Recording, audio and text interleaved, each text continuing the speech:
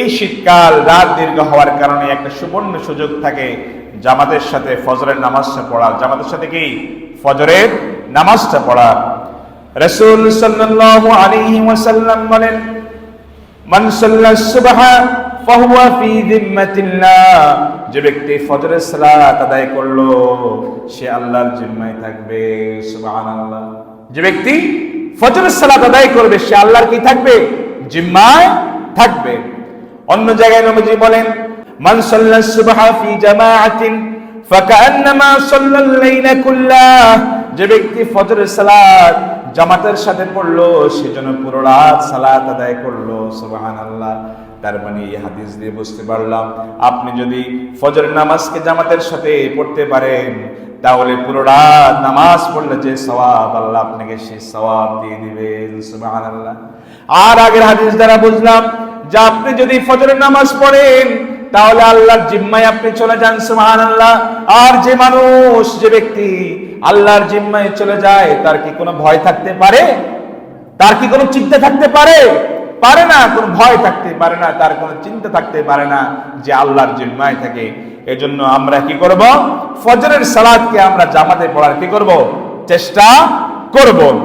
নবী সাল্লাল্লাহু আলাইহি ওয়াসাল্লাম আরো বলেন, মান সাল্লাল বারদাইনি দাখালাল জান্নাহ, যে ব্যক্তি দু ঠান্ডার সময় সালাত আদায় করবে সে জান্নাতে প্রবেশ করবে, অর্থাৎ ফজর এবং আসরের সালাত। সুবহানাল্লাহ।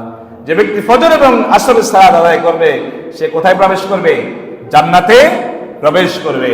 এজন্য আমাদেরকে ফজরের নামাজ এবং আসরের নামাজ আর 5 ওয়াক্ত নামাজ, এই নামাজগুলোকে যথাযথভাবে পড়ার কি করতে হবে? চেষ্টা করতে হবে। আল্লাহ রাব্বুল আলামিন আমাদের সকলকে নামাজি বানায় দেন, সবাই বলে আমিন। দেখুন, আমি আগেও আপনাদেরকে বলেছি যে ঈমান আনার পরে আমি যখন নিজেকে মুসলমান দাবি করি প্রথম যে কাজটা আমার উপর অর্পিত হয় সেটা হচ্ছে কি? নামাজ পড়া। এখন আপনি নিজেকে মুসলমান দাবি করেন আবার নামাজও আপনাকে দেখা যায় না, তাহলে আপনি তো কি সঠিক দায়িত্ব পালন করছেন না। এবং আমরা এটাও জানি যে আপনাদেরকে আমি বয়ান করে শুনিয়েছি যে কিয়ামতের দিন বান্দার আমলগুলোর মধ্যে সর্বপ্রথম কিসের হিসাব হবে? নামাজের হিসাব হবে। আপনার নামাজের হিসাব যদি সহজ হয়ে যায় বাকি সবগুলো হিসাব তার সহজ হয়ে যাবে। সুবহানাল্লাহ। এজন্য আমাদেরকে যথাযথভাবে সালাত কি করতে হবে? আদায় করতে হবে। দুনিয়ার সব কাজ আমাদের চলে। যদি বলা হয় চলো খুব ভোরবেলায়, ভোর 5টায় তুমি যদি মিয়ারবাড়ি বাজারে আসতে পারো তোমাকে 1000 টাকা দেওয়া হবে। কত টাকা দেওয়া হবে? 1000 টাকা দেওয়া হবে। তখন দেখবেন হু হু করে রাতে অনেকে ঘুমো যায় না ঠিক মতো, কখন যায় ফজরের সময় গিয়ে মিয়ারবাড়ি বাজারে কি হবে? উপস্থিত হবে।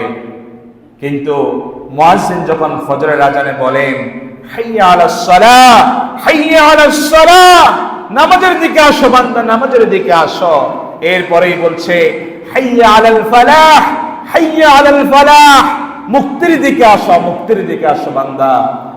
এরপরে ফজরের নামাজে বলা হয় আস-সালাতু খায়রুম মিনান নাওম, নিশ্চয় নামাজ ঘুমের চেয়ে উত্তম। আস-সালাতু খায়রুম মিনান নাওম, নিশ্চয় নামাজ ঘুমের চেয়ে কি উত্তম। বান্দা তুমি শুয়ে আসছো, মসজিদে মুয়াজ্জিন আজান দিল, নামাজ পড়তে পারো না, দুনিয়ার সব কাজ তোমার চলে। তোমার যদি জায়গা জমিকে দখল করে রাত 4টা বাজে তুমি সেখানে গিয়ে উপস্থিত, কিন্তু তোমার রবকে এসে তুমি মসজিদে ফজরের সময় সিজদা দিবা বান্দা, তোমার সময় হয় না। এত বেশি আমরা ব্যস্ত হয়ে পড়েছি। এজন্য মুআজ্জিন হাজিরিন, আমরা যারা নামাজ পড়ছি না ঠিক মতো আমাদেরকে নামাজের প্রতি কি হতে হবে? আগ্রহী হতে হবে। যথাযথভাবে আমাদেরকে 5 ওয়াক্ত নামাজ জামাতের সাথে মসজিদে এসে পড়ার চেষ্টা করতে হবে। শুধু আমি পড়লাম তাই নয়, আমার ঘরে আমার বিবি নামাজ পড়ছে কিনা সেটা তদারকি করতে হবে, আমার সন্তান নামাজ পড়ছে কিনা সেটা আমাকে তদারকি করতে হবে।